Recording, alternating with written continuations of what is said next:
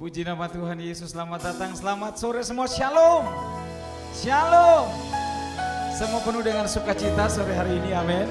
Coba saya mau lihat tangan-tangan yang bersukacita, lambaikan tangan buat Tuhan Yesus. Boleh bangkit berdiri sejenak di hadapan Tuhan. Kita kasih tepuk tangan yang terbaik buat Raja di atas segala Raja, Tuhan kita Yesus Kristus, haleluya, amin. Tundukkan kepala sejenak, kita berdoa. Bapa yang baik, yang penuh dengan kasih, mengucap syukur Tuhan, hari ini kami ada lagi Tuhan. Itu semua karena anugerah dan kemurahan Tuhan. Kami siapkan hati kami Tuhan untuk melafazkan pujian pengagungan kami. Kami percaya 2 atau 3 orang berkumpul di dalam nama-Mu, Tuhan Yesus hadir di tengah mereka. Terima kasih lawat setiap kami Tuhan, bahwa kami semua Tuhan berjumpa dengan Tuhan secara pribadi. Ini doa syukur kami Tuhan. Terpujilah nama-Mu Tuhan. Di dalam nama Tuhan Yesus Kristus, pusat penyembahan kami. Kami berdoa, kami mengucap syukur. Haleluya, haleluya. Amin, amin. Berikan tepuk tangan sekali lagi buat Tuhan. Silakan duduk kembali. Terima kasih Tuhan. Terima kasih Tuhan. Sampai hari ini kami hidup Tuhan. Ini semua adalah anugerah Tuhan yang luar biasa. Kami tidak ada apa-apanya tanpa Tuhan. Kami bukan siapa-siapa tanpa Tuhan dalam kami. Itu sebabnya biar semua kami datang malam hari ini. Kami datang bawa kerinduan hati kami. Kami rindu berjumpa dengan Tuhan secara pribadi. Kuduskan hati kami Tuhan. Layakan kami Tuhan untuk berjumpa dengan Engkau. Untuk naik di atas gunung-Mu yang kudus. Kami tak akan pernah menyesali Tuhan. Mengiring Tuhan di sepanjang hidup kami. Sampai akhirnya kami menerima mahkota kehidupan yang Tuhan janjikan bagi kami. Thank you Lord Jesus. Ini hidup kami Tuhan. Haleluya Yesus. Amin. Tak akan pernah ku sesali mengiringi Yesus sepanjang hidupku, lewati lembah air mata, ku saksikan kemuliaan-Mu dinyatakan. Berapapun harga yang harus ku bayar, ku kan tetap setia melayani, mengasihi-Mu, mengiringi-Mu seumur hidupku. Janji-Mu kan tetap ku pegang teguh, sampai ku dapat mahkota kehidupan.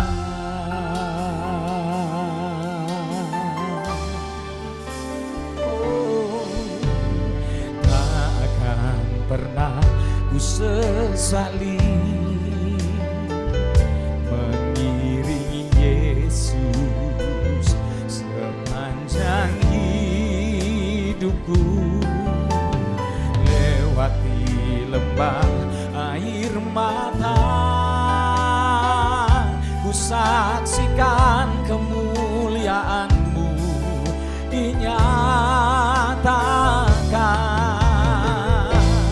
Berapapun harga yang harus ku bayar, ku kan tetap setia melayani, mengasihi-Mu, mengiring-Mu seumur hidupku.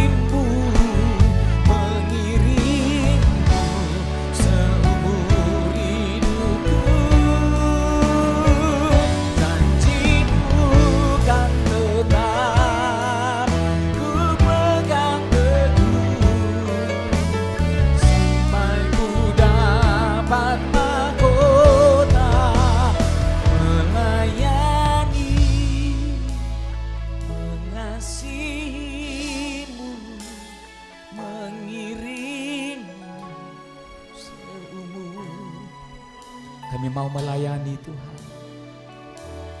Janji-Mu, Kami percaya janji firman-Mu ya dan amin atas hidup kami Tuhan.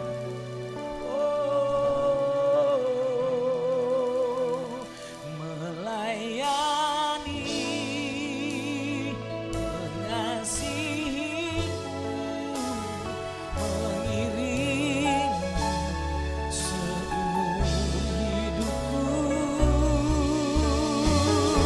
Janji-Mu kan tetap ku pegang teguh sampai ku dapat mahkota kehidupan. Lebih lagi melayani, mengasihi-Mu, mengiring-Mu seumur hidupku. Janji-Mu kan tetap ku pegang teguh sampai ku dapat mahkota, sampai ku dapat mahkota, sampai ku dapat mahkota kehidupan. Sorak-sorai penuhi rumah Tuhan.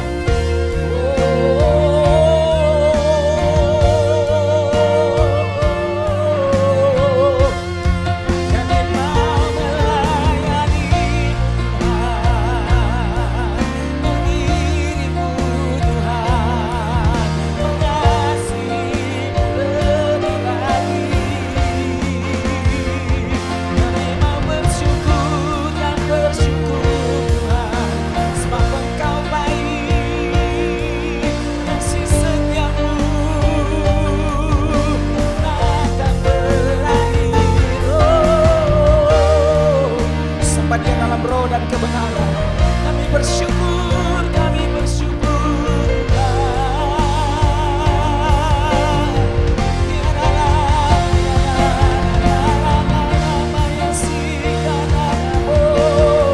Hallelujah, we worship you, Lord. Kami berterima kasih, kami bersyukur, berterima kasih buat kebaikan-Mu, anugerah-Mu, lipat lagi.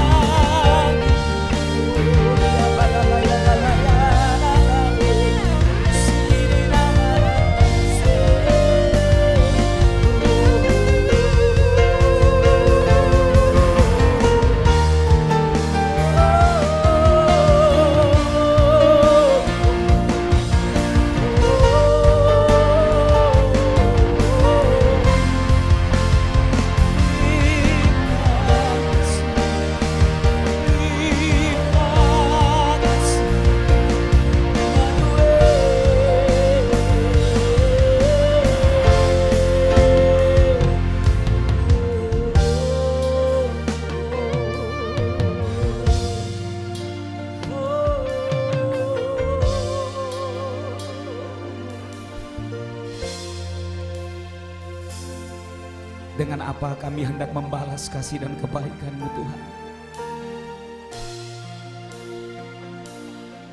Engkau terlalu baik bagi kami Yesus.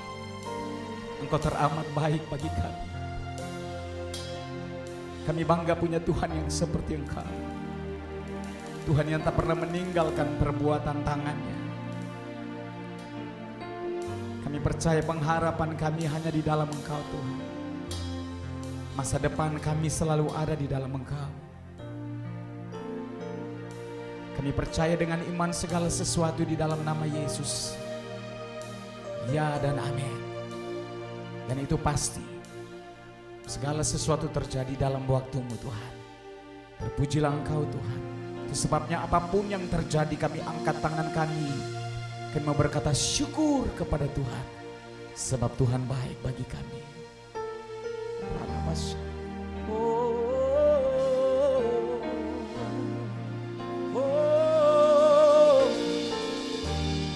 Jesus, Jesus. Amen, Jesus. Dengan apa ku membalas kasih-Mu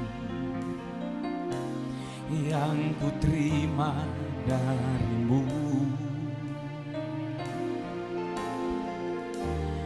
Dengan apa ku membalas cinta-Mu?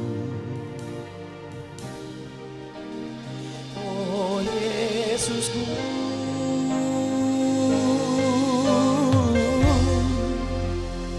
ku mau selalu bersyukur, selalu bersyukur. Amin. Kau Tuhan yang setia, yang selalu menopang. Ku mau selalu bersyukur, selalu bersyukur. Kau Bapakku yang setia.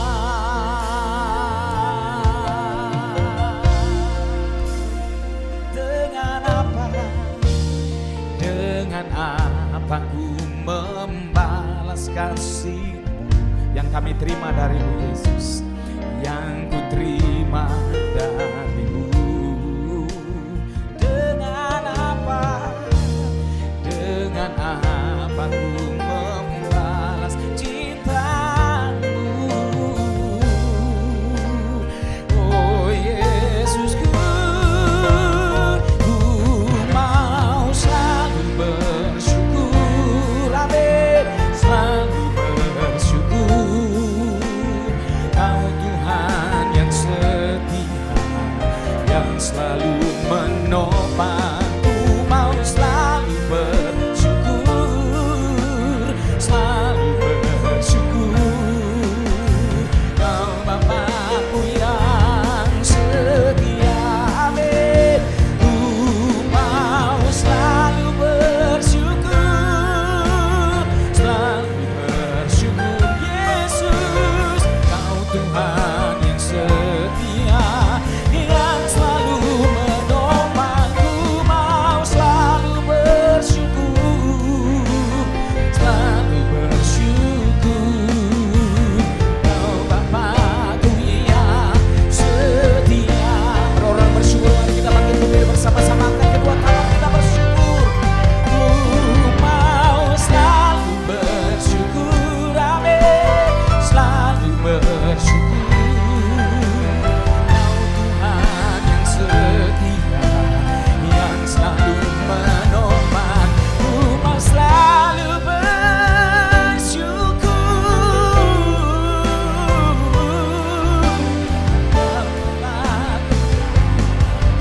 Ku mau selalu bersyukur, ku mau selalu bersyukur, selalu bersyukur.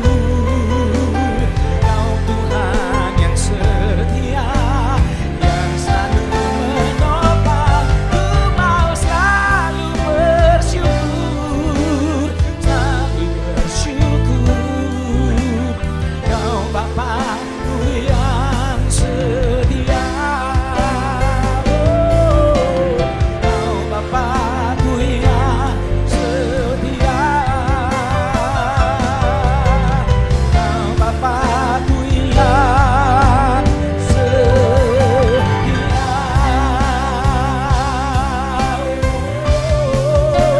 Yang percaya Dia setia, sama-sama katakan amin. Terpujilah Engkau Tuhan yang setia sekarang dan sampai selama-lamanya di dalam nama Tuhan Yesus. Haleluya. Semua orang percaya katakan amin. Tepuk tangan buat Tuhan. Boleh saling melambaikan tangan, katakan shalom. Amin. Biar segala yang bernafas memuji nama Tuhan. Amin.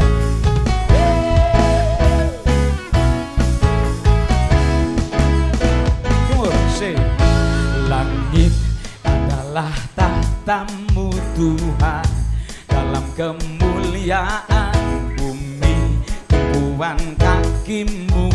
Sungguh mengagumkan. Ombak dan lautan menderu bernyanyi bagimu. Mari semua yang bernafas sujud dan menyembah. Come on. Namamu besar, namamu mulia. Come on, jam. Engkau Tuhan yang perkasa, kebesaranmu mempesona, ajaib dan mulia.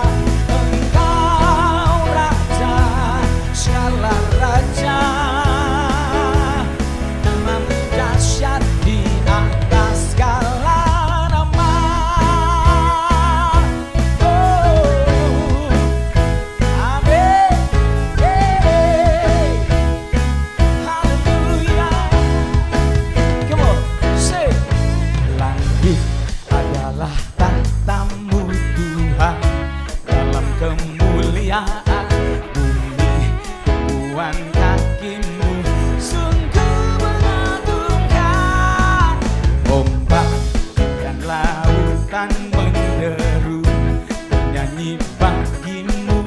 Mari semua yang bernafas sujud dan menyembah. Katakan, namamu besar, namamu mulia. Hey! Engkau Tuhan yang perkasa, amin. Kebesaranmu mempesona, ajaib dan mulia.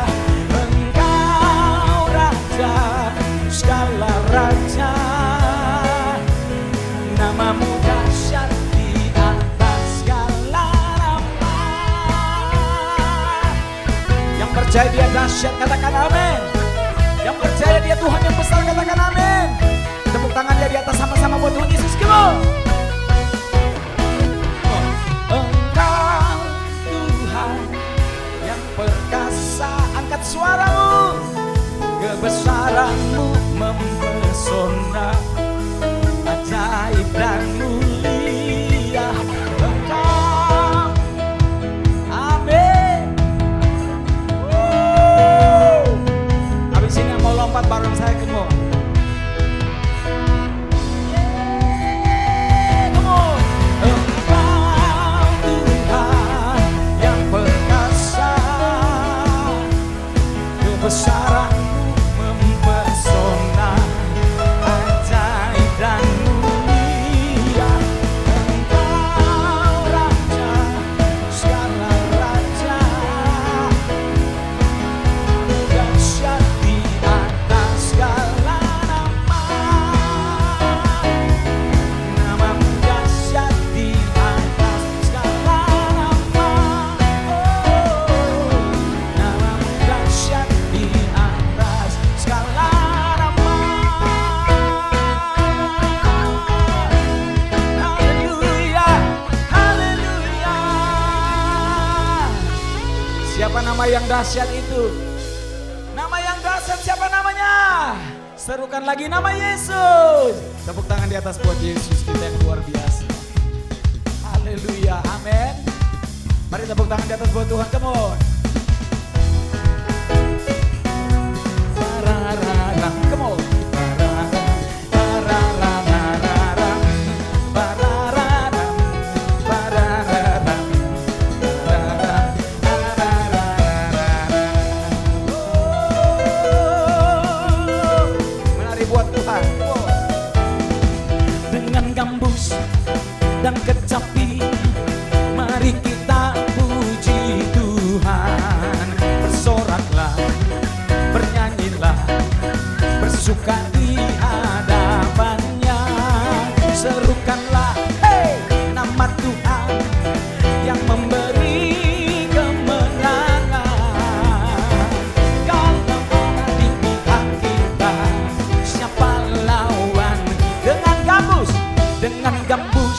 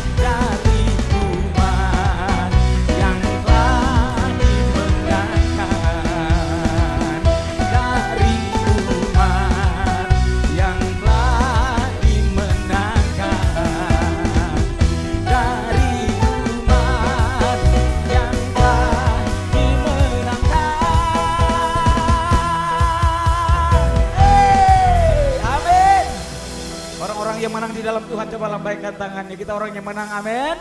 Kita ditebus dengan darah yang luar biasa, darah Tuhan Yesus Kristus. Itu sebabnya kita memperoleh kemenangan yang luar biasa, amin.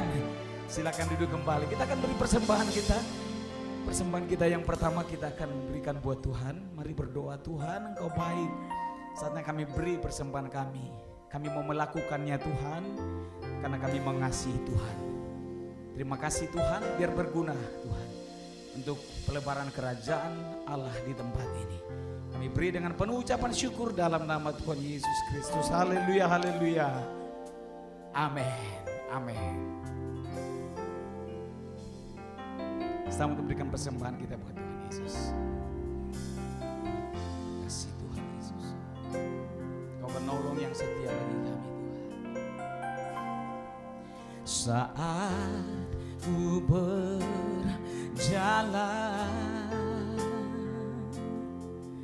kasih-Mu menerangi langkahku.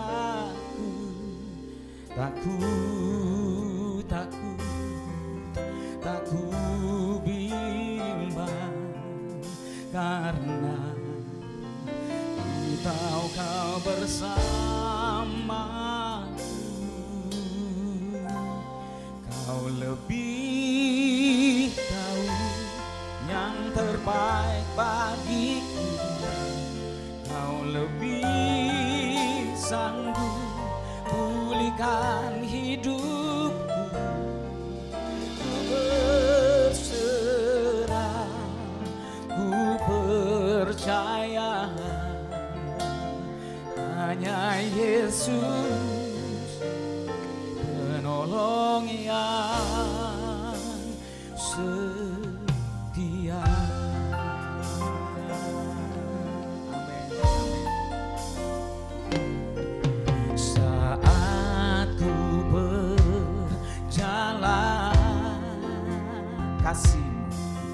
kasih-Mu menerangi langkahku. Tak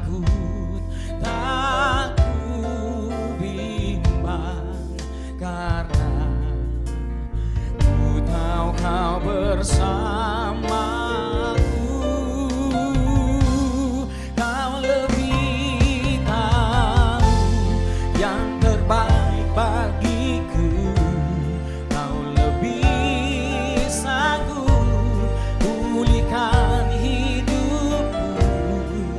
Ku berserah, ku percaya, hanya Yesus menolong yang. Kau lebih tahu yang terbaik bagiku. Kau lebih sanggup pulihkan hidupku. Ku berserah, ku percaya, hanya Yesus menolong yang setia. Jemaat saja katakan, Kau lebih tahu. Amin. Engkau Tuhan yang mengerti isi hati kami. Engkau yang tahu semua keadaan kami Tuhan. Kami bawa hidup kami di mezbah-Mu Tuhan. Kami berserah dan kami percaya Tuhan.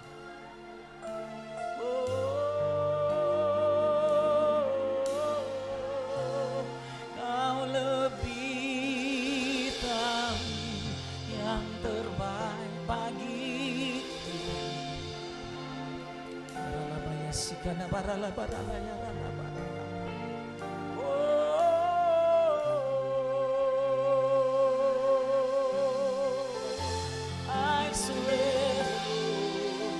I surrender all, Jesus. Mari berdiri bersama-sama, kita sambut firman Tuhan dengan ucapan syukur di hadapan Tuhan. Haleluya.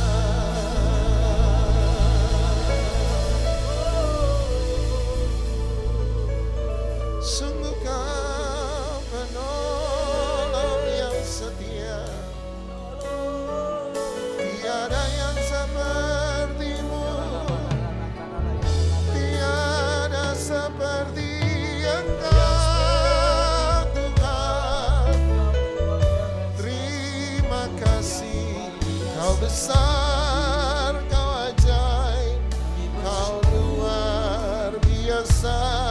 Haleluya.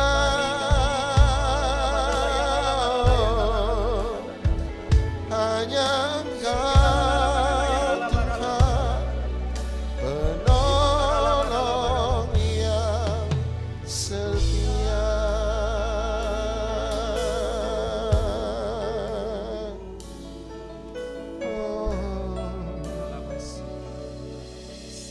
Terima kasih. Kau lebih tahu yang terbaik bagiku. Kau lebih sanggup pulihkan hidupku. Ku berserah, ku percaya, hanya Yesus penolong yang setia. Sekali lagi katakan, oh, kau lebih tahu yang terbaik bagiku. Kau lebih sanggup pulihkan hidupku. Ku berserah, ku percaya,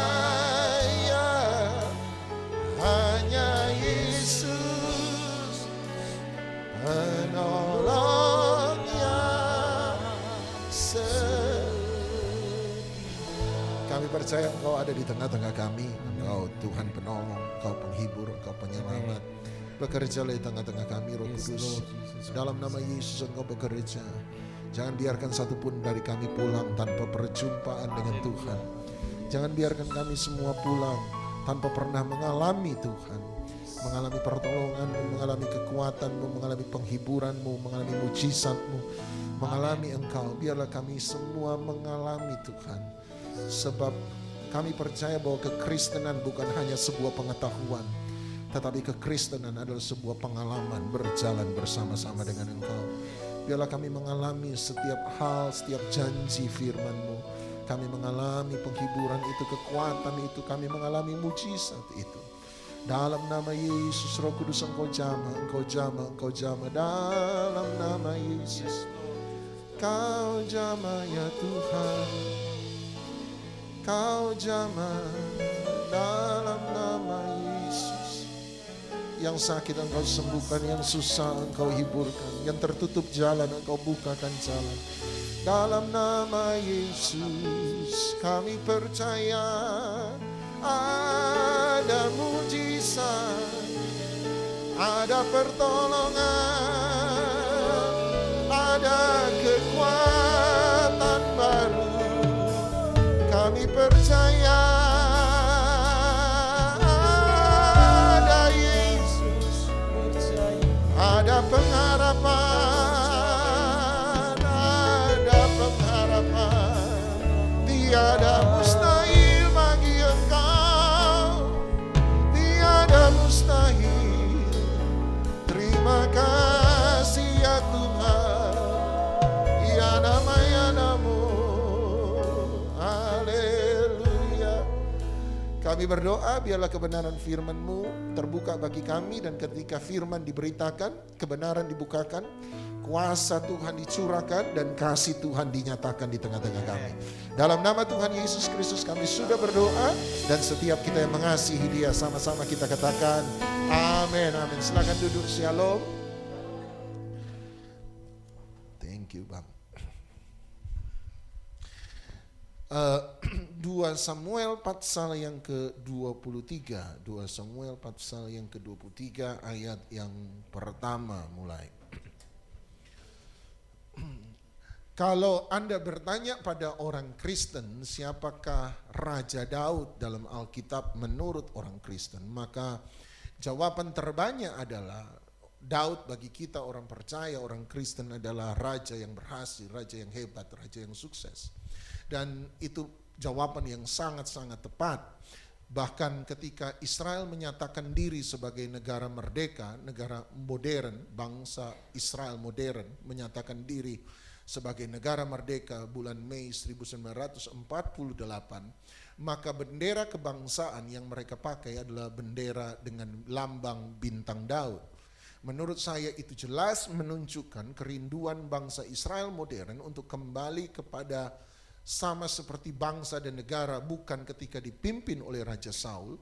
Yang mereka inginkan bahkan bukanlah bangsa dan negara Israel seperti dipimpin oleh Raja Salomo yang mencapai puncak kemakmuran, tetapi yang mereka inginkan adalah bangsa dan negara seperti ketika dipimpin oleh Raja Daud. Mereka itu sebabnya menggunakan bintang Daud. Berarti mereka pun mengakui bahwa Daud adalah raja yang sukses, raja yang berhasil, raja yang luar biasa.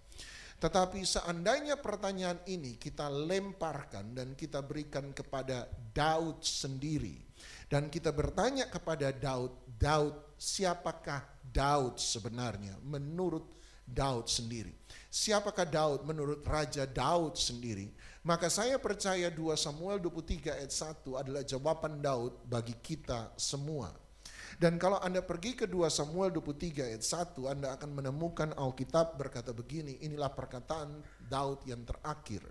Dan kita tahu bahwa perkataan yang terakhir bukanlah perkataan yang sembarangan. Perkataan terakhir adalah perkataan yang dipilih sedemikian rupa untuk menjadi perhatian bagi setiap yang mendengarkan. Waktu Yesus mau naik ke sorga, dia memberikan perkataan terakhir. Dan perkataan terakhir Yesus adalah misi yang harus dikerjakan. Sesuatu yang harus kita lakukan sebagai orang percaya. Sebab justru di perkataan terakhir dia memberi amanat agung kepada setiap kita. Jadikanlah semua bangsa muridku. Dia bukan hanya memberi perintah, dalam perkataan terakhir dia kemudian memberi jaminan bahwa dia akan menyertai kita sampai pada kesudahan zaman. Perkataan terakhir adalah perkataan yang penting. Dan demikian pula dengan Daud. Ketika Daud memberi perkataan terakhir ini yang dikatakan Daud, dia berkata inilah tutur kata Daud bin Isai. Dan kemudian dia berkata siapa Daud bin Isai? Siapa Daud anak Isai? Dia berkata tutur kata orang yang diangkat tinggi, orang yang diurapi Allah Yakub, pemazmur yang disenangi di Israel. Kalau Anda bertanya pada orang Kristen siapa Daud, maka Anda akan menemukan jawaban Daud adalah raja yang berhasil, raja yang sukses, raja yang luar biasa. Tetapi kalau Anda bertanya pada Daud sendiri siapakah Daud menurut Daud, maka Daud akan berkata Daud menurut Daud ada 3. Nomor 1, orang yang diangkat tinggi oleh Tuhan.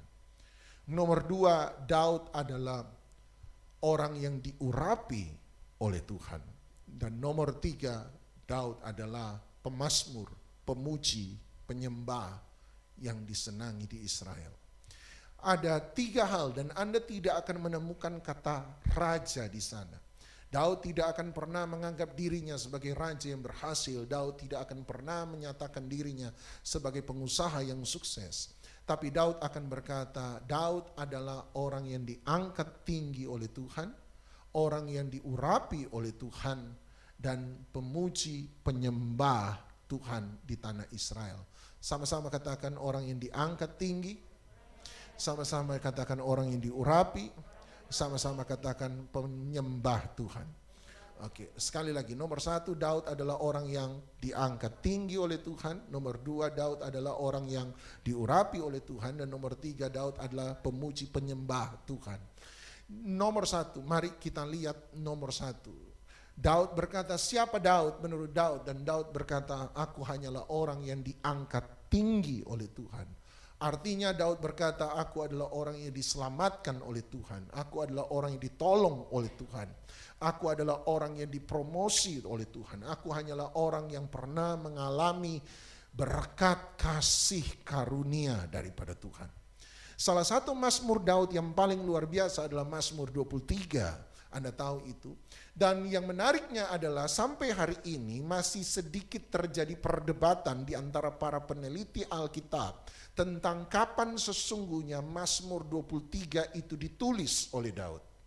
Sebagian besar peneliti Alkitab percaya bahwa Mazmur 23 ditulis Daud waktu dia masih anak remaja, belasan tahun, waktu dia menggembalakan kambing domba di padang rumput, yang menurut kesaksian kakaknya sendiri adalah hanya anak gembala, anak remaja yang mengembalakan 2-3 ekor domba. Dan justru waktu dia ada di gembala, dia mengembalakan domba di padang rumput, Daud mendapat inspirasi untuk menulis Mazmur 23. Itu sebabnya sebagian besar peneliti Alkitab percaya bahwa Daud menulis Mazmur 23 waktu dia masih anak remaja belasan tahun mengembalakan domba di padang rumput.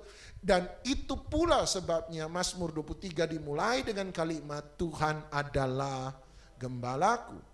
Aku takkan kekurangan aku. Dia bicara soal pengembalaan, sebab itu diinspirasi dari apa yang dilakukan Daud sejak dari kecil.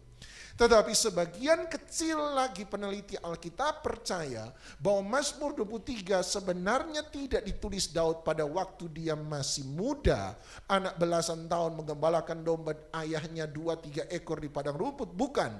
Sebagian kecil peneliti Alkitab percaya sebaliknya, bahwa Mazmur 23 ditulis Daud bukan waktu dia masih muda, tetapi justru ditulis Daud waktu dia sudah berusia tua, dia berusia senja. Saya adalah satu dari sedikit orang yang percaya bahwa Mazmur 23 tidak ditulis Daud waktu dia masih muda, tetapi Mazmur 23 ditulis Daud justru waktu dia sudah menjadi tua. Anda mungkin bertanya, kenapa Pak Doni percaya demikian? Ada beberapa alasan, saya beri 2 saja bagi Anda hari ini. Alasan nomor 1, mengapa saya percaya bahwa Daud tidak menulis Mazmur 23 di masa muda, tetapi justru menulis Mazmur 23 di masa tua, sebab Mazmur 23 bukan hanya lagu dengan syair yang indah, tetapi saya percaya bahwa Mazmur 23 berisi rangkuman tentang kesimpulan mengenai pengalaman kehidupan setiap kita manusia.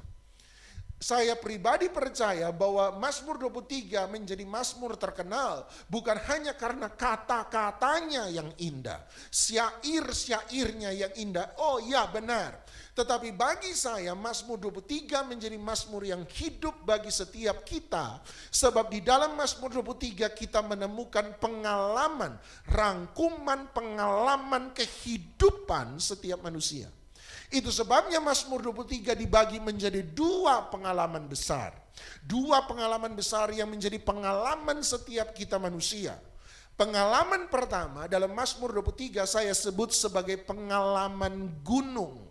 Apa itu pengalaman gunung? Pengalaman gunung adalah pengalaman yang indah dalam kehidupan manusia. Pengalaman gunung adalah pengalaman yang menyenangkan. Pengalaman gunung adalah pengalaman yang membuat kita bersuka cita. Hidup sementara tidak mengalami persoalan. Hidup serba baik, serba indah, serba tercapai. Semua yang Anda inginkan Anda dapatkan. Itu sebabnya dalam Mazmur 23 ayat 1-3 Anda akan menemukan pengalaman gunung dalam kehidupan kita. Mazmur 23 misalnya bicara tentang aku tidak akan kekurangan. Bicara tentang kehidupan yang tanpa kekurangan. Kehidupan yang baik-baik saja. Kemudian dia bicara bahwa Tuhan membaringkan aku di padang rumput hijau.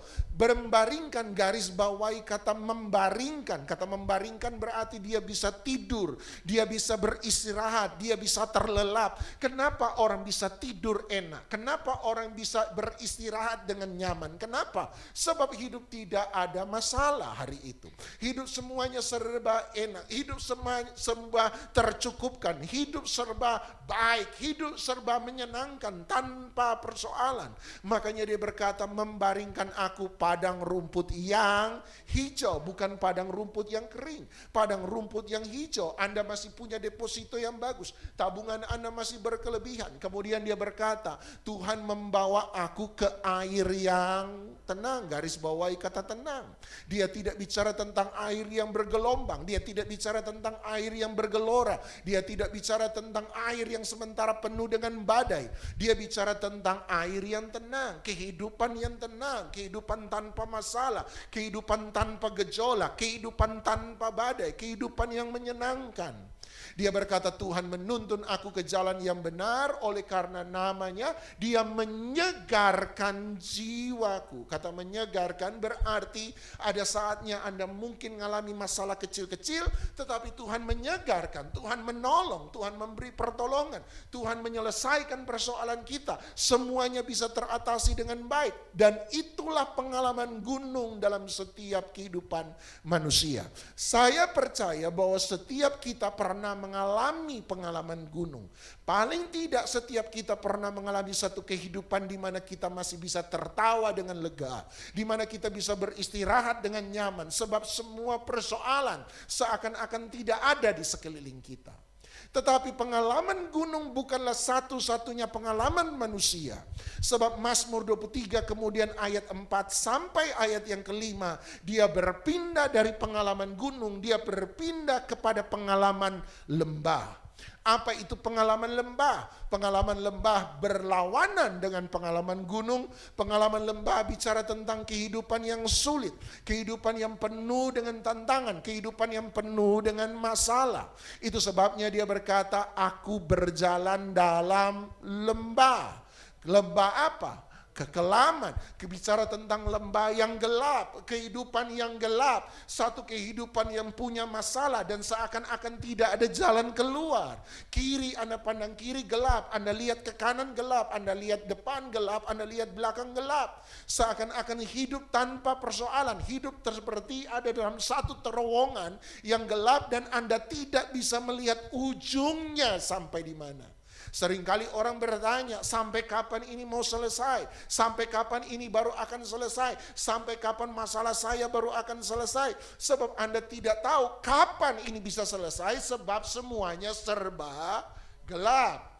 Bahkan ada terjemahan lain mengatakan lembah kekelaman maut. Jadi bicara bukan hanya sekedar masalah, tapi masalah yang membahayakan nyawa. Itu sebabnya dia berkata, aku tidak takut bahaya.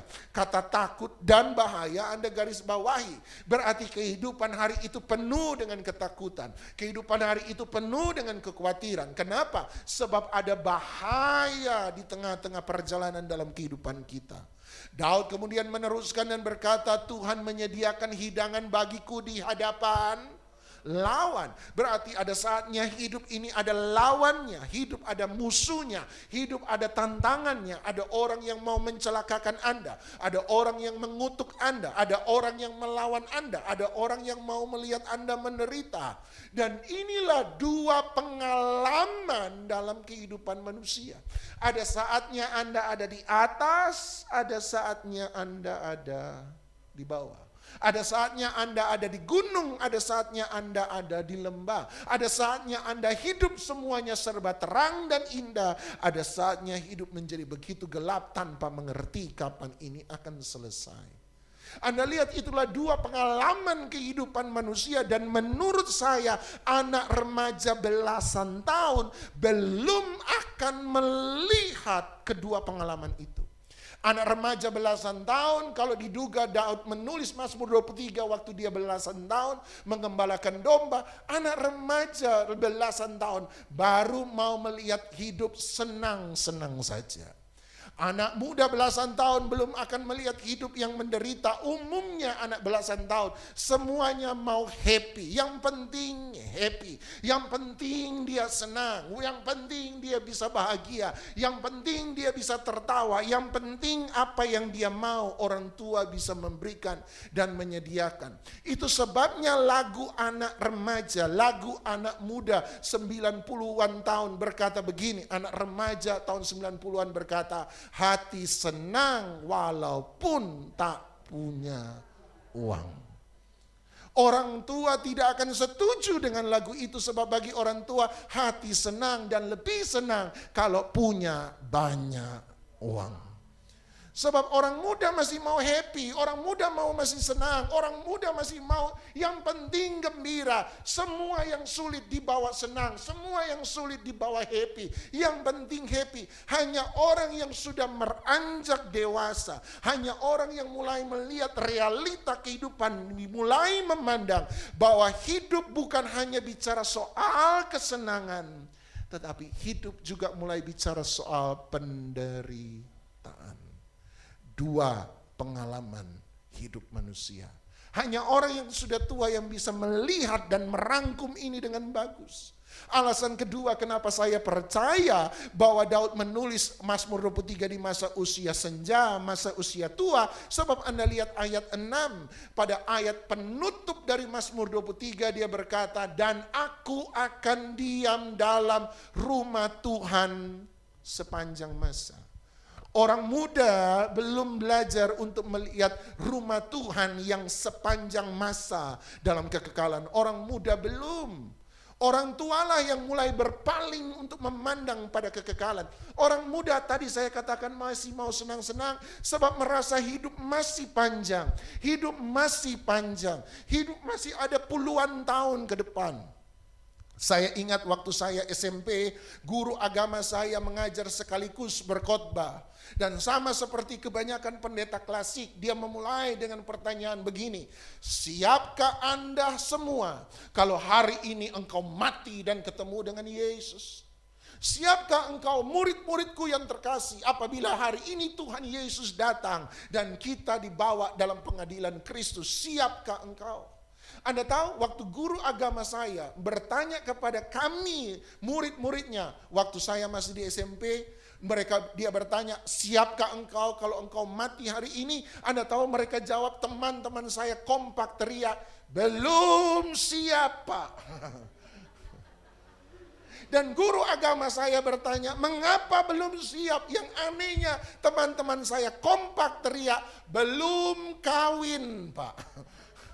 Dalam hati waktu saya dengar itu saya pikir emangnya kalau sudah kawin sudah siap? Paling kalau sudah kawin jawabannya belum siap juga, belum punya anak. Kalau belum punya anak belum lagi siap. Kalau sudah punya anak siap, belum siap. Kenapa? Sebab kita orang muda masih pikir 10 tahun ke depan. Saya mau buat ini, saya mau buat itu, saya mau buat ini, saya mau lakukan ini. 10 tahun ke depan saya mau melakukan ini. 20 tahun ke depan saya mau lakukan hidup. Hidup saya masih panjang. Kami anak muda belum melihat kepada kekekalan.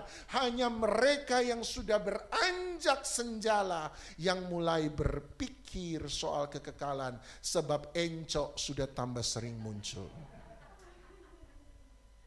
Betul apa betul? Oh. Itu sebabnya saya percaya bahwa Mazmur 23 ditulis oleh Daud bukan waktu dia masih muda, tapi justru waktu dia sudah berusia senja. Dan kalau ini benar, berarti sampai masa tua Daud tetap mengingat pengalamannya waktu dia masih muda menggembalakan 2-3 ekor domba di padang rumput. Artinya sampai dia tua, dia tetap mengingat satu hal, bahwa semua yang dia miliki hari itu hanyalah karena kemurahan Tuhan. Daud adalah orang yang melihat bahwa dulu kalau dia anak gembala belasan tahun hanya mengembalakan 2-3 ekor domba. Tapi hari ini kalau dia bisa jadi raja yang memimpin jutaan manusia. Daud berkata, sebab aku hanyalah orang yang diangkat tinggi oleh Tuhan. Kalau dulu Daud hanya mengembalakan 2-3 ekor domba, dibiarkan menghadapi tantangan yang dia saksikan di depan Raja Saul, dan dia berkata, ketika aku mengembalakan domba-domba ayahku, seringkali aku berjumpa dengan beruang, seringkali aku berjumpa dengan singa, tetapi Tuhan yang membuat aku lolos dari terkaman beruang dan singa. Berarti dia ingat sampai hari itu bahwa kalau dia hidup semuanya hanya karena anugerah Tuhan. Aku hanyalah orang yang ditolong oleh Tuhan. Satu kali saya pernah datang di satu gereja, saya masuk di sebuah gereja, kebetulan yang khotbah hari itu adalah pendeta tamu. Dan sang pendeta tamu adalah seorang bapak tua, saya masih ingat jelas usianya 70 tahun lebih. Sebab dari sinode gereja di mana dia ada barusan saja memberi salib emas kepada dia, pengabdian tertinggi yang bisa diberikan oleh sinode hari itu.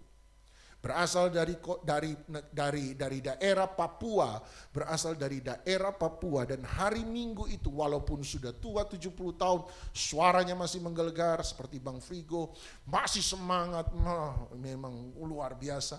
Orangnya memang masih semangat, dan saya masih ingat jelas khotbahnya sampai hari ini. Hari itu dia bicara di depan jemaat dan dia mengkritik.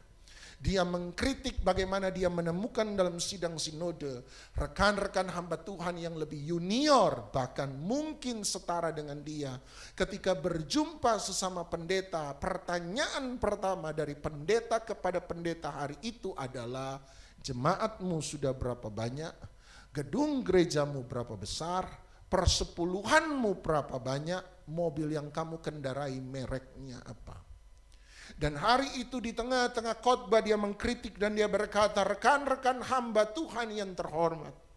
Dia berkata, janganlah demikian kita, sebab kita adalah hambanya Tuhan, bukan hambanya Mammon. Tidak pantas dan tidak seharusnya kita terjebak dan membandingkan berapa banyak jemaat, berapa besar gereja, berapa besar persepuluhan, berapa mahal mobil yang Anda pakai hari ini. Sebab sesungguhnya kita cuma hamba Tuhan. Kemudian dia berkata, saya tahu dengan jelas kenapa kita Anda hamba-hamba Tuhan masih suka bertanya seperti itu. Dia berkata, saya tahu dengan jelas. Kenapa saya tahu dengan jelas? Sebab saya pun pernah melakukan hal yang sama. Dia berkata, oleh sebab itu hari ini saya ada bukan untuk menghakimi Anda, tapi saya datang untuk memberitahukan kepada Anda, sebab saya pernah melakukan hal yang sama. Sampai satu kali Tuhan Yesus menegur saya. Dia berkata, satu kali waktu saya sementara berdoa di kamar doa saya merasa Yesus Tuhan saya hadir hari itu. Saya berjumpa dengan Yesus di kamar doa saya. Dia menegur saya. Dan kalimat pertama yang Yesus Tuhan saya ucapkan pada saya hari itu tidak akan pernah saya lupa sampai hari ini. Dia berkata, kalimat pertama yang Tuhan Yesus katakan pada saya di kamar doa saya malam itu. Dia berkata begini, jangan pernah lupa dari mana aku panggil engkau. Jangan pernah lupa dari mana aku ambil engkau. Jangan pernah lupa dari mana aku angkat engkau. Dia tunggu sebentar, dia pandang setiap wajah jemaat. Dan dia berkata, saya lihat muka-muka Anda, muka-muka tidak mengerti. Anda tidak mengerti bobot kalimat itu sebab Anda tidak tahu masa lalu saya. Dia berkata, izinkan saya ceritakan masa lalu saya. Saya seperti yang Anda tahu berasal dari Papua. Umur belasan tahun, waktu masih anak ingusan belasan tahun, saya terlibat dengan teman-teman yang menyatakan diri untuk membebaskan Papua menjadi Papua merdeka. Itu sebabnya dari belasan tahun saya ikut mereka, kami sudah pegang senjata. Anak muda diberi senjata, kami menyalahgunakan senjata. Itu sebabnya waktu saya muda saya pernah buat kejahatan karena saya pegang senjata. Dan saya jujur dengan Anda, waktu saya masih muda saya sudah pernah bunuh orang karena saya pegang senjata. Sampai satu kali saya ditangkap oleh tentara Republik Indonesia, dimasukkan ke dalam penjara dengan vonis hakim, yaitu penjara seumur hidup sebab saya dianggap teroris. Dia berkata, oleh sebab itu saya tidak punya kesempatan untuk bebas. Satu-satunya kesempatan saya untuk bebas adalah apabila teman-teman saya di luar sana berhasil dalam pemberontakan kami menyatakan diri sebagai Papua merdeka. Itulah harapan saya. Itu sebabnya waktu saya di penjara, saya bukannya bertobat, tapi saya makin kepahitan dengan negara ini, saya makin benci negara ini. Dimanapun saya berada di penjara, saya beritahu kepada semua narapidana yang ada, idealisme kami tentang Papua merdeka. Setiap ada narapidana baru, saya datang, saya panggil dia dan menceritakan tentang idealisme kami, tentang punya negara merdeka yang bernama Papua, memisahkan diri dari Republik Indonesia. Bertahun-tahun saya melakukan itu di penjara. Sampai satu kali, entah bagaimana, seperti biasa yang kami lakukan di penjara selalu ada ibadah. Dan hari itu saya masuk di ibadah seperti yang biasa saya lakukan. Ibadah itu adalah ibadah yang biasa kami hadiri. Pendeta yang khotbah hari itu adalah pendeta yang sudah biasa berkhotbah di penjara seperti biasa. Tapi hari itu ibadah itu bukan ibadah yang biasa bagi saya. Ibadah hari itu adalah ibadah yang berbeda. Sebab waktu saya duduk mendengarkan khotbah pendeta yang sudah biasa saya dengar, saya seringkali tidak mengerti apa yang dia katakan. Tapi hari itu, anehnya semua khotbah yang dia sampaikan tidak masuk di telinga saya. Semua khotbah yang dia sampaikan masuk di hati saya. Di pertengahan ibadah saya temukan air mata saya mulai menetes. Tanpa tahu kenapa air mata saya menetes. Saya hapus, air mata menetes. Saya hapus, air mata menetes. Hari itu saya pikir saya sudah kenal Yesus sebab saya Kristen dari perut ibu saya. Tapi ternyata hari itu saya baru sadar bahwa saya tidak pernah ketemu dengan dia. Saya tidak pernah mengenal dia. Hari itu adalah hari pertama saya berjumpa dengan dia pribadi. Itu sebabnya khotbah sang pendeta belum selesai. Saya orang pertama yang lari di hadapan pendeta. Dan saya orang pertama yang teriak, "Pak Pendeta, tolong saya. Tolong saya butuh Yesus hari ini." Hari itu adalah hari pertama saya menyerahkan seluruh hidup saya pada Yesus. Dan sejak hari itu seluruh idealisme saya berubah. Saya datang kepada rekan-rekan narapidana bukan untuk menceritakan tentang idealisme saya tentang Papua merdeka. Tapi hari itu saya mulai berubah dan mengatakan kepada mereka bagaimana jiwa saya menjadi jiwa yang merdeka di dalam Tuhan Yesus Kristus. Sejak hari itu saya tidak lagi bicara soal Papua merdeka. Saya bicara tentang setiap jiwa perlu dimerdekakan dalam Kristus. Saya boleh terpenjara secara tubuh, tapi hari itu jiwa saya bahagia. Kebahagiaan damai sejahtera yang tidak pernah saya rasakan seumur hidup saya. Bertahun-tahun saya menjalani itu. Satu kali kepala penjara panggil saya muncul di kantornya. Saya datang kepada kepala penjara berkata, "Saya lihat bahwa hidupmu bertahun-tahun ini sudah berubah." Dia tanya apa yang terjadi, saya ceritakan kepada dia pengalaman pertobatan saya dengan Tuhan. Bagaimana Tuhan Yesus benar-benar menyelamatkan jiwa saya. Memberi damai sejahtera yang tidak pernah saya miliki seumur hidup saya.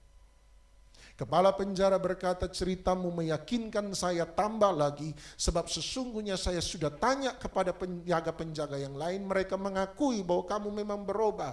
Saya tanya kepada beberapa narapidana, mereka juga mengakui bahwa kamu benar-benar berubah.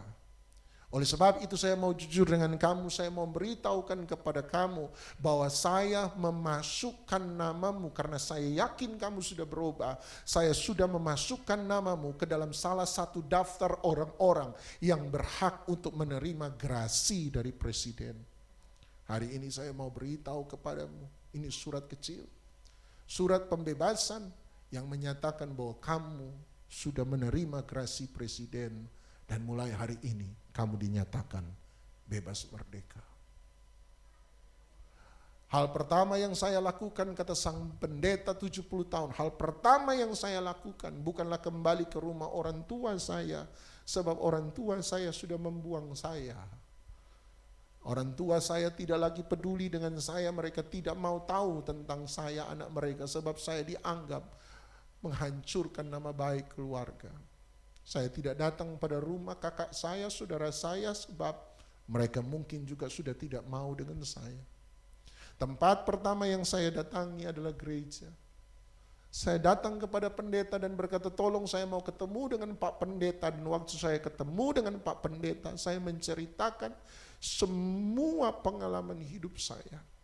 Dan dia bilang, "Kalau Pak Pendeta mau percaya dengan saya, bisakah Pak Pendeta beri saya pelayanan di tempat ini? Saya bersedia melayani Tuhan saya dari pelayanan yang paling rendah. Biar cuma bersih gereja saya mau. Sebab Tuhan sudah memberikan saya anugerah yang sangat besar. Hutang yang saya tidak bisa balas." Sejak hari itu saya melayani Tuhan di gereja itu. Dari orang paling bawah, Tuhan angkat saya Saya sekolah Alkitab. Hari ini saya sudah usia tua. Saya mengembalakan jemaat yang dipercayakan Tuhan pada saya. Dia kemudian berkata, jadi Bapak Ibu, semoga Anda tahu apa arti kalimat Tuhan Yesus ketika dia muncul di depan saya malam itu. Dan berkata, ingat dari mana aku panggil engkau. Ingat dari mana aku angkat engkau. Sekarang aku tidak tahu bukan. Tuhan Yesus sementara bicara soal penjara. Sebab pertama kali di penjara dia jamah saya. Saya seharusnya dihukum seumur hidup, seharusnya saya mati di penjara. Saya membusuk di penjara. Tapi hari itu dia buat kasih karunia yang besar. Saya dibebaskan semua karena anugerah Tuhan. Saya sampah masyarakat yang dibuang, bahkan bukan hanya masyarakat, tapi dibuang oleh keluarga saya sendiri. Keluarga saya hari itu membuang saya. Hanya Yesuslah yang mau mengangkat saya, mengambil saya, sampah yang dia roba jadi batu permata dan intan bagi mahkota kemuliaannya. Ingat dari mana Tuhan panggil kita. Hari ini saya cuma mau bilang kalimat yang sama. Ingat dari mana Tuhan panggil kita. Ingat dari mana Tuhan angkat kita. Ingat dari mana Tuhan pernah tolong kita. Setiap Anda dan saya tidak mungkin tiba-tiba ada hari ini sebagaimana Anda ada. Tidak mungkin. Setiap kita pasti pernah mengalami pengalaman di mana Tuhan menolong Anda dan saya. Pak Edi dan Bu Edi gak mungkin jadi hamba Tuhan kalau tidak pernah mengalami pengalaman itu. Frigo gak mungkin jadi orang yang melayani Tuhan kalaupun tidak pernah mengalami pelayanan itu. Mungkin dia ada di Papa hari ini. Saya pun tidak mungkin melayani Tuhan kalau saya pun tidak pernah mengalami pengalaman. Satu titik satu masa kita pernah ditolong oleh Tuhan. Kita hutang sampai mati sama Tuhan dan kita berkata kita tidak akan pernah bisa balas kasih karunia-Nya. 2 Samuel pasal 7. Satu kali Daud ketika melihat bahwa rumah Tuhan itu begitu sederhana sebab hari itu tabut perjanjian cuma ditaruh di kemah Musa. Daud bermaksud untuk membalas semua kebaikan Tuhan. 2 Samuel pasal 7 dia panggil Nabi Nathan. Dan dia bilang, Nathan coba engkau lihat aku tinggal dalam istana yang megah seperti ini. Semua hanya karena pertolongan Tuhan, tapi sementara Tuhan yang tolong saya itu tinggal di kemah. Tidak adil Nathan. Tanya sama Tuhan Nabi Nathan, bolehkah aku bangun rumah istana yang megah bagi Tuhan melebihi istanaku, sebab dia yang tolong saya hari ini. Nathan berkata, bangunlah. Sama seperti kebanyakan pendeta berkata, bangun, bagus, lakukan itu. Tapi waktu Nathan mengatakan demikian, tiba-tiba Tuhan bicara sama Nathan. Tuhan bilang, Nathan, bilang sama Daud, tidak ada bangunan sebesar apapun yang bisa menampung hadiratku, tidak ada. Kalau aku mau rumah yang besar, istana yang megah, sudah dari dulu-dulu aku berikan, taukan kepada imam-imam dan hakim-hakimku, supaya mereka membangun rumah yang besar bagiku. Tetapi aku tidak perlu itu semua. Sebab tidak ada bangunan yang terlalu besar yang bisa menampung aku. Tidak ada. Sorga yang kamu pikir lebih besar daripada bumi. Sorga cuma jadi tempat dudukku. Tumpuan tahtaku. Cuma tempat duduk aku. Bukan rumah bagiku. Apalagi bumi. Bumi cuma jadi tumpuan kakiku. Gak ada yang bisa menampung aku. Tidak ada yang bisa menampung aku, Tuhan. Tidak ada. Tapi bilang sama dia, kalau dia mau bangun rumah bagiku, lakukanlah kehendak hatimu yang baik itu. Buat saja. Tapi bukan dia yang bangun, anaknya yang bangun. Tapi bilang sama dia satu hal. Karena dia kepengen bangun rumah bagiku, aku menghargai hatinya yang baik itu. Maka dari hari ini aku berketetapan bahwa orang yang akan duduk di tahta Israel untuk selama-lamanya adalah mereka yang berasal dari keturunan Daud. Itu yang akan aku perbuat. Waktu Nathan beritahu itu sama Daud, selesai Nathan beritahu mereka berpisah, Lihat ayat 18. 2 Samuel 7:18. Daud masuk ke dalam kamarnya. Alkitab berkata Daud masuk ke dalam ruang dalam. Dia masuk di kamar pribadinya. Kalau saya anggap dia kunci pintu dari dalam. Dan hal pertama yang Daud lakukan, Alkitab berkata dia duduk di hadapan hadirat Tuhan. Dia tersungkur di hadapan hadirat Tuhan.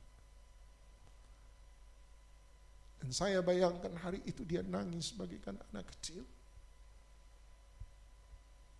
Dan kalimat pertama Daud adalah, siapakah aku ini ya Tuhan? Sampai aku dan seluruh keluargaku Engkau angkat, Engkau bawa seperti ini. Kalau Anda baca terus, ini hatinya Daud. Daud mau bilang begini, kalau saya jadi Daud, saya bilang, Tuhan, kebaikan Tuhan yang kemarin, saya baru mau balas kebaikan Tuhan yang kemarin. Belum sempat saya balas kebaikan Tuhan yang kemarin. Hari ini Tuhan sudah beri kebaikan yang baru. Aku baru mau bangun rumah bagi Engkau. Belum bangun, baru mau bangun. Tiba-tiba Tuhan sudah beri perjanjian bahwa untuk selama-lamanya yang duduk di tanda Israel adalah keturunanku. Aku belum balas yang kemarin. Tuhan sudah buat baik hari ini. Aku belum balas yang kemarin dan hari ini. Tuhan sudah sediakan kebaikan untuk hari besok.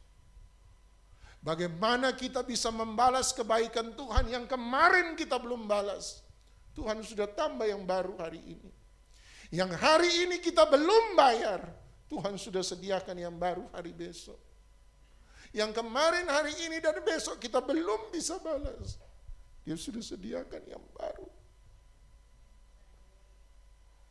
Itu sebabnya sampai mati sebelum dia naik terakhir, dia bilang, Daud hanyalah orang yang diangkat tinggi oleh Tuhan. Hanyalah orang yang ditolong oleh Tuhan. Hanyalah orang yang diselamatkan oleh Tuhan. Kalau tanya sama orang Kristen siapa Daud, kita akan bilang raja yang sukses. Tapi kalau tanya sama Daud, siapa Daud? Daud akan berkata, hanyalah orang yang ditolong Tuhan. Tapi kalau Anda tanya sama Tuhan, siapa Daud menurut Tuhan? Justru karena kalimat Daud itu menurut saya, Tuhan mengatakan hanya satu hal tentang Daud. Tuhan bilang apa? Daud adalah orang yang berkenan di hatiku. Orang yang tahu mengucap syukur, orang yang tahu jasanya Tuhan adalah orang yang berkenan di hati Tuhan. Anda tidak harus jadi orang sempurna untuk berkenan di hadapan Tuhan. Anda tidak perlu jadi orang hebat untuk berkenan di hadapan Tuhan. Anda cukup tahu mengucap syukur. Ingat semua kebaikan Tuhan. Ingat dari mana Tuhan angkat kita. Dari mana Tuhan panggil kita. Mari kita datang pada Tuhan. Siapakah aku ini, Tuhan? Jadi biji matamu. Dengan apa kan ku balas Tuhan selain puji dan sembah. Anda tanya sama Doni, mana pengalaman yang Anda ingat sampai akhir? Saya pernah cerita pada Anda ketika dokter angkat tangan waktu saya usia 9 tahun. Dokter angkat tangan sebab kesempatan hidup saya tinggal 1-10%. Usus buntu saya pecah 3 hari, bukan usus buntu 3 hari. Usus buntu saya pecah 3 hari. Dokter yang mengoperasi saya buka depan, belah depan 19 jahitan. keluarkan semua usus. Dan dia bersaksi di depan orang tua saya. Dia bilang, waktu saya belah perut anak Anda usia 9 tahun, darah pertama yang keluar dari perut anak Anda bukan warna merah. Darah pertama yang keluar dari perut anak Anda, darah kental, sudah bergumpal-gumpal, warnanya kopi susu.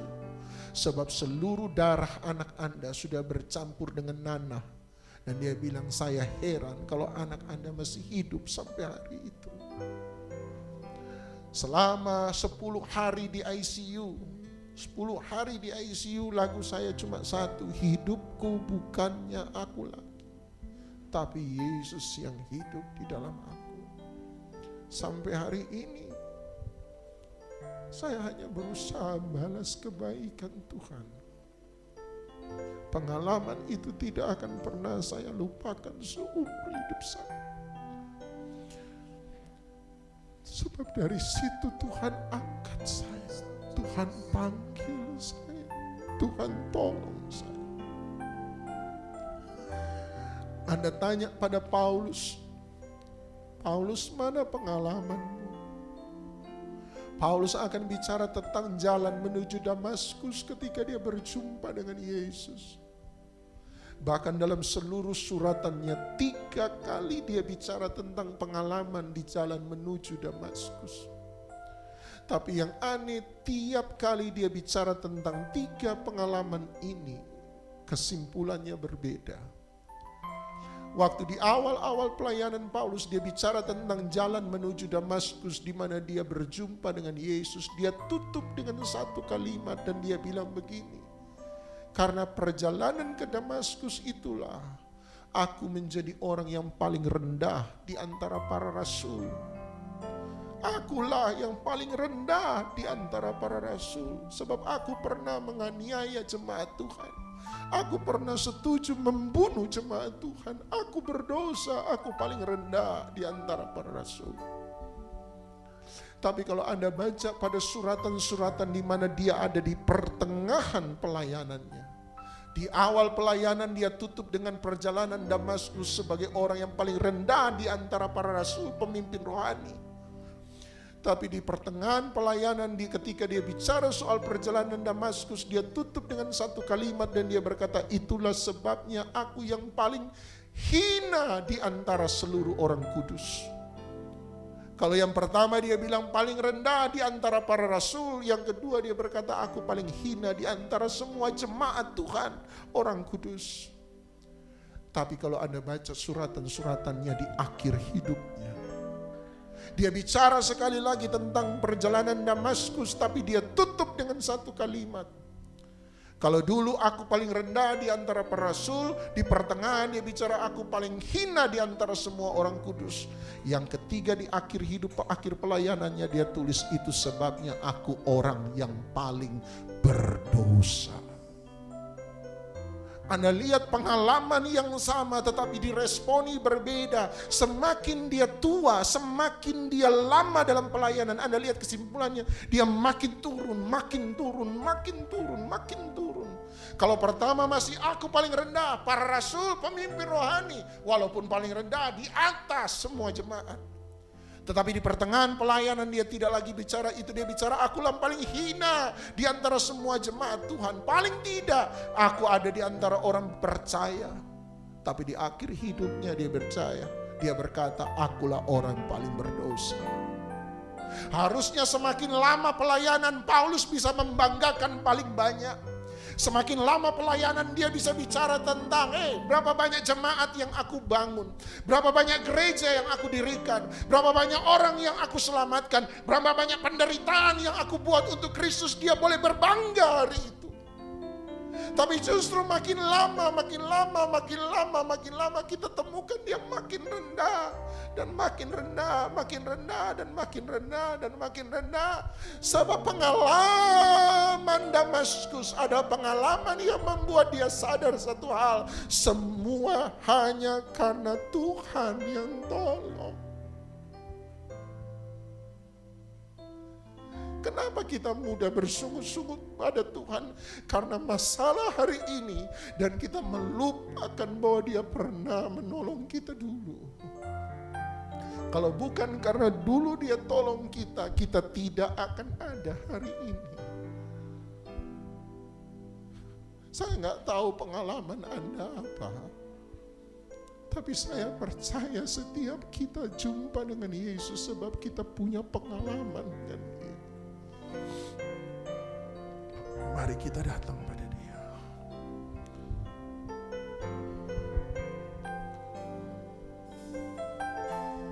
Siapakah aku ini, Tuhan?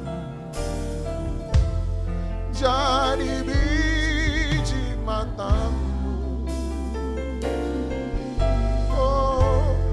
Dengan apa akan ku balas Tuhan selain puji dan sama-sama bangkit berdiri katakan, oh, saya serahkan dulu.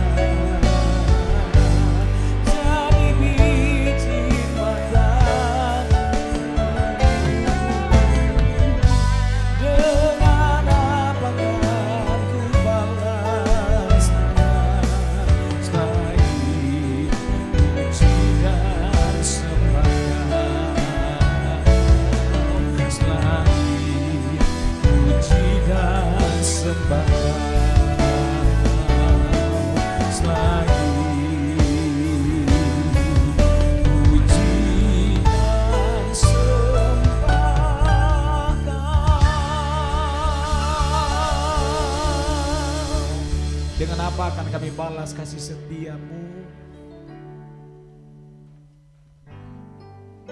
Engkau terlalu baik bagi kami. Terima kasih Tuhan. Karena hidup yang kami hidupi sampai hari ini, semua itu karena kemurahan Tuhan, karena anugerah daripada Tuhan. Terima kasih Bapa. Biarlah Tuhan di sepanjang umur kehidupan kami Tuhan, kami terus menceritakan, memberitakan, mewartakan kasih dan kebaikan Tuhan. Supaya lewat kehidupan kami, banyak jiwa-jiwa di luar sana Tuhan boleh mengenal Engkau Tuhan. Tuhan Yesus yang luar biasa, yang punya kasih yang tak pernah terbatas bagi setiap kami semua. Terima kasih untuk hamba-Mu yang sudah Tuhan pakai malam hari ini Tuhan, Pak Doni Tuhan. Kau memberkati hamba-Mu dalam keluarga, dalam apapun yang dikerjakan, bahkan pelayanannya semakin diurapi dan diberkati Tuhan. Terima kasih Bapa, kami semua sudah diberkati Tuhan. Terpujilah Engkau Tuhan. Saatnya kami akan memberi persembahan kami yang kedua juga. Bapak berkenan memberkatinya menjadi kemuliaan bagi nama Tuhan. Dalam nama Tuhan Yesus Kristus. Mari kita semua yang diberkati sama-sama katakan amin. Silakan dulu kembali kita berikan persembahan. Mari dengan penuh sukacita kita nyanyikan kebaikan Tuhan. Bertepuk tangan semuanya, come on.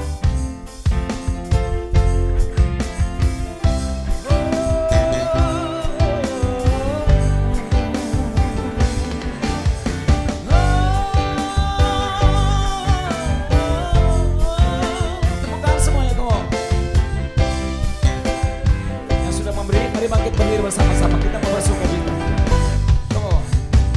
Tiada persudahan kasih setiamu Tuhan, selalu baru rahmat-Mu bagiku. Hari berganti hari, kasih-Mu tak pernah berakhir hidupku. Come on. Tiada berkesudahan kasih setiamu Tuhan, baru rahmat-Mu bagiku.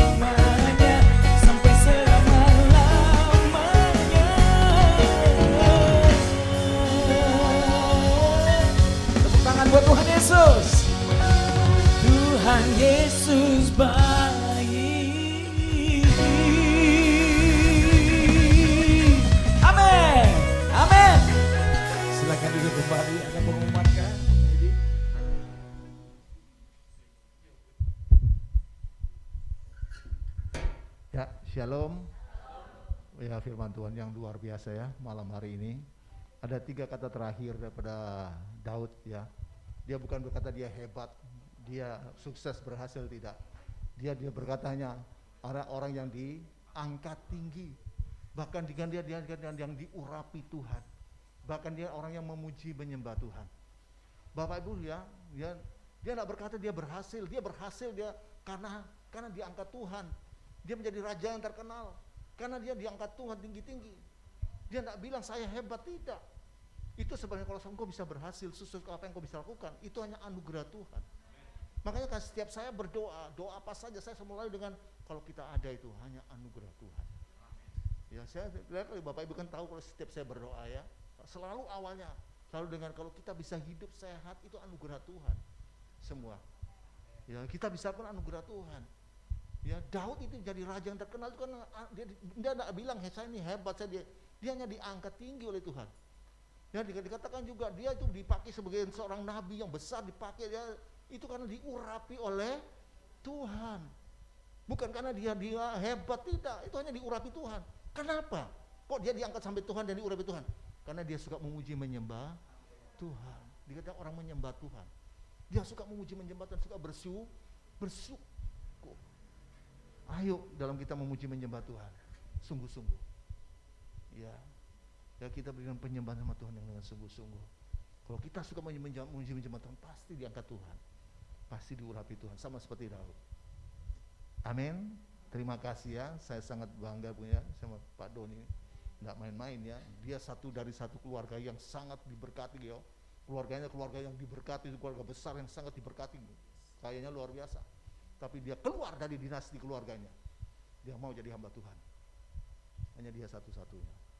Waktu kami pelayan di Manado dengan tim bersama Pak Doni juga ya, kami pergi ke rumahnya yang di Bitung, vilanya besar sekali.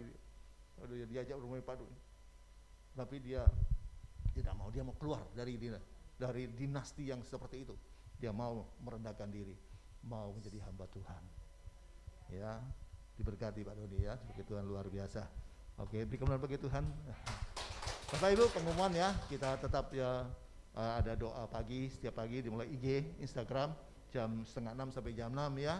Itu lalu jam juga hari Kamis malam 6:30 ada Zoom meeting ya. Ayo ikut. Oke, Tuhan memberkati. Kita bagi berdiri. Kita akan berdiri, kita akan langsung tutup ya, langsung doa berkat karena ini kita pakai online ya. Saya minta Pak Doni untuk tutup.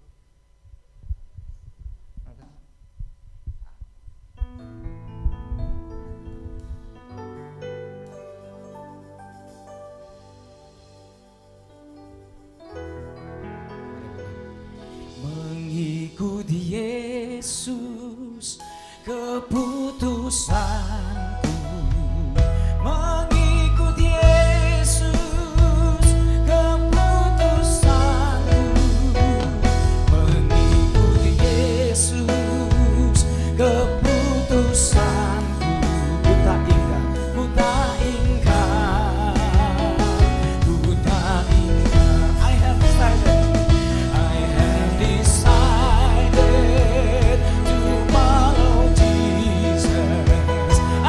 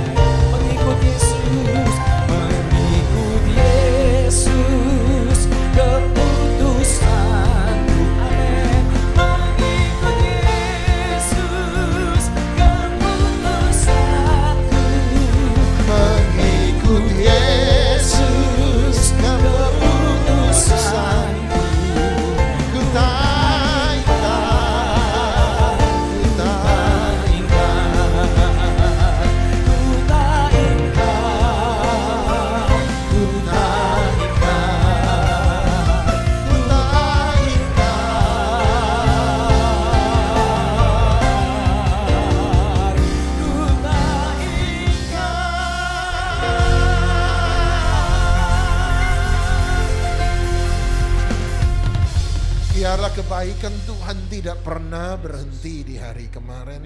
Kebaikan Tuhan tidak akan pernah berhenti pada pergantian waktu hari ini. Tetapi rahmat-Nya selalu baru setiap pagi. Oleh sebab itu, biarlah Tuhan menjamah engkau. Tuhan menguduskan engkau. Tuhan mengangkat engkau. Tuhan mengurapi engkau. Keluargamu diberkati. Anak cucumu diberkati, pekerjaanmu diberkati, rumah tanggamu diberkati, kesehatanmu, studimu, kekuatan dalam tubuhmu diberkati oleh Tuhan. Dia bukan hanya memberi kesembuhan, tetapi Dia memberi engkau kesehatan. Dia bukan hanya memberi pertolongan, tetapi Dia memberi penghiburan. Dia bukan hanya memberi mujizat, tetapi Dia memberi penjagaan dan perlindungan. Tinggal tetap dalam hidupmu. Takutlah akan Tuhan, ikutlah Tuhan, tetap berjalan bersama-sama dengan Tuhan. Maka berkat ini tinggal tetap dalam hidupmu. Terimalah segala berkat daripada Allah Bapa, cinta kasih sayang dan syafaat daripada Tuhan Yesus Kristus, persekutuan, penghiburan, kekuatan, sukacita, damai sejahtera, kemenangan, hikmat, wahyu, urapan daripada Roh Kudus menyertai kita sekalian, menjadikan kita terang di tengah-tengah kegelapan, garam di tengah-tengah ketawaran, kesaksian bagi mereka yang terhilang, penghiburan bagi mereka yang meneteskan air mata, menjadikan engkau kekuatan bagi mereka yang lemah dan berkat bagi mereka yang membutuhkan. Biarlah berkat ini tinggal tetap dalam hidupmu mulai daripada malam hari ini sampai selama-lamanya. Di dalam nama Tuhan Yesus Kristus yang percaya dilawat diberkati Tuhan, sama-sama kita katakan amin. Selamat malam Tuhan. Selamat malam semuanya. Tuhan Yesus memberkati kita semua.